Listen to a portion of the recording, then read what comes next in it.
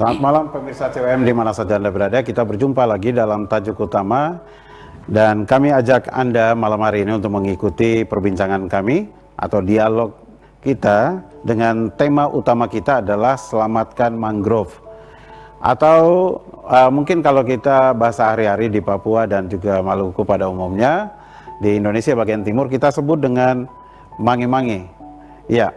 Nah, ini perlu kita ajak Anda berbicara karena memang daerah kita juga banyak sekali tumbuh mangrove dan kalau kita lihat di beberapa tempat sebenarnya ini sudah terjadi pengerusakan mangrove.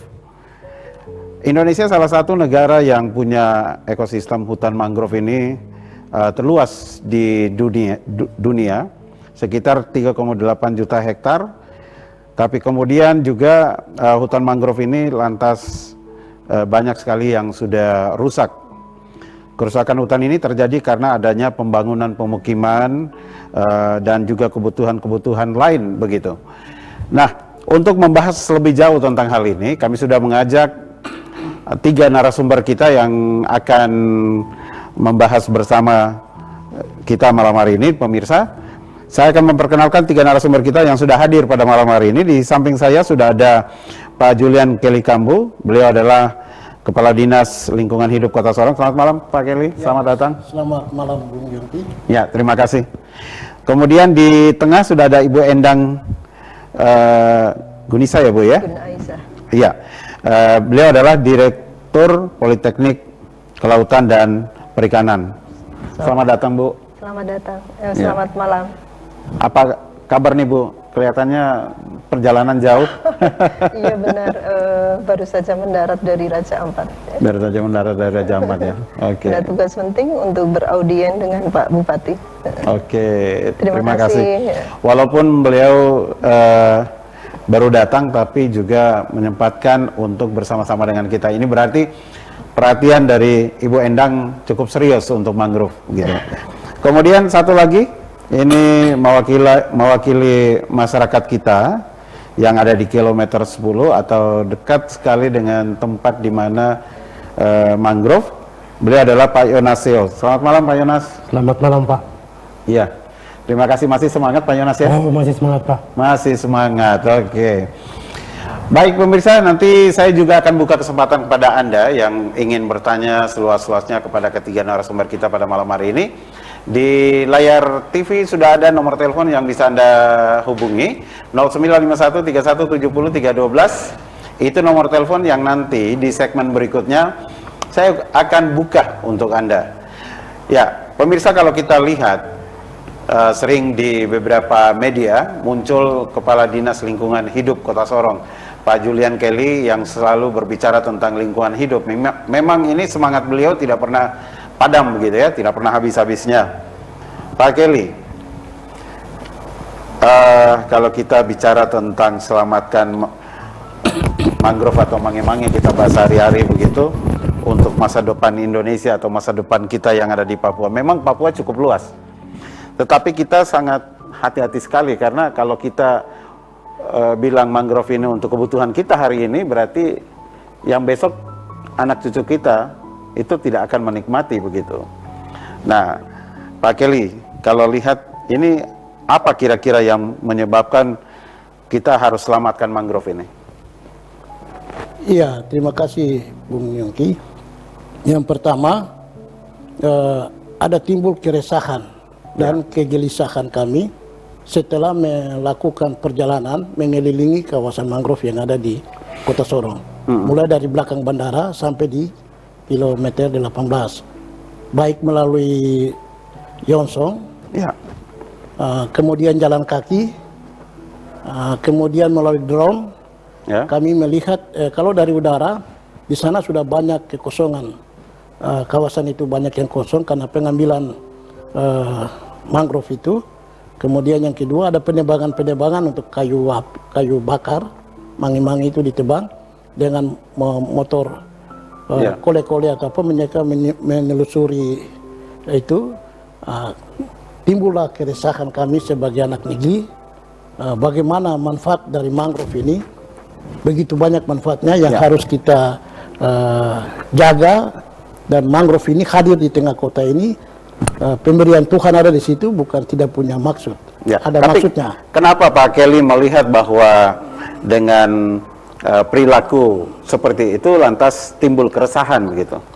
Ya, timbul keresahan juga muncul akibat kita setelah mengelilingi di sana, mulai dari kanal Bandara Deo, kemudian kanal Victory, kemudian belakang distrik Sorong Timur, sampai di 18. Di situ sudah terpancang papan-papan nama pemilik. Ada yang memiliki lahan itu 50.000 hektar, ada yang 10.000 hektar, ada yang 5.000 hektar. Itu oleh hak ulayat atau atas nama, ada nama-nama macam-macam lah. Bukan orang asli Papua, tapi orang lain. Oh begitu.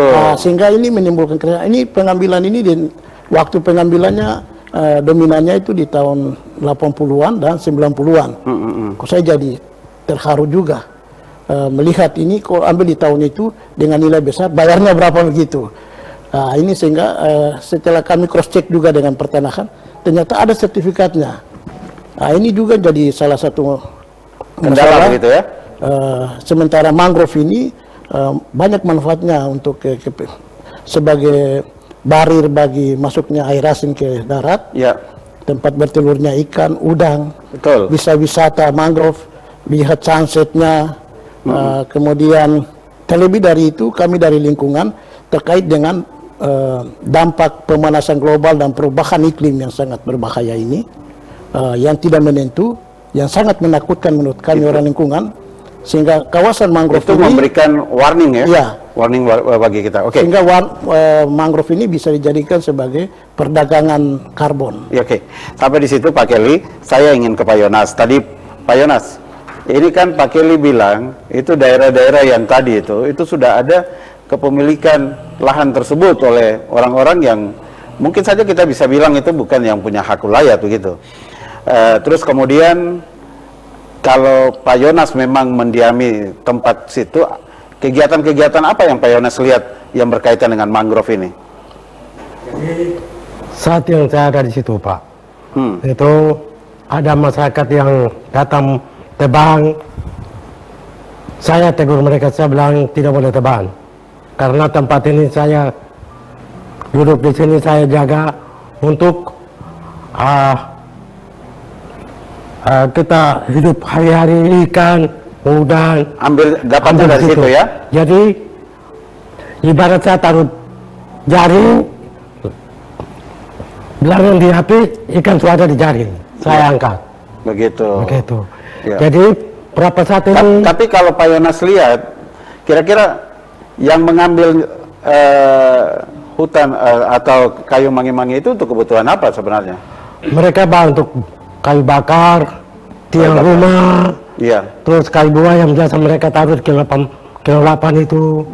Jadi mereka gunakan untuk hidup mereka tiap hari. Tapi diambil dalam jumlah yang besar untuk bangunan apa ada juga? Ada Pak, untuk bangunan rumah tingkat, untuk skornya Pak. Gitu.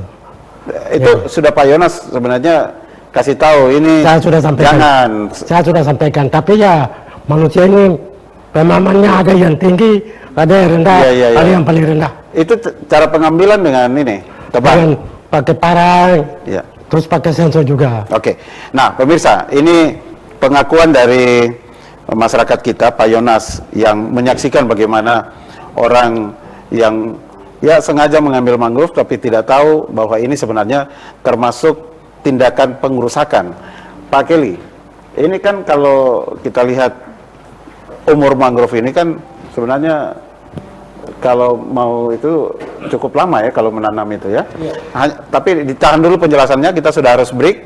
Pemirsa, nanti kita lanjut di segmen kedua.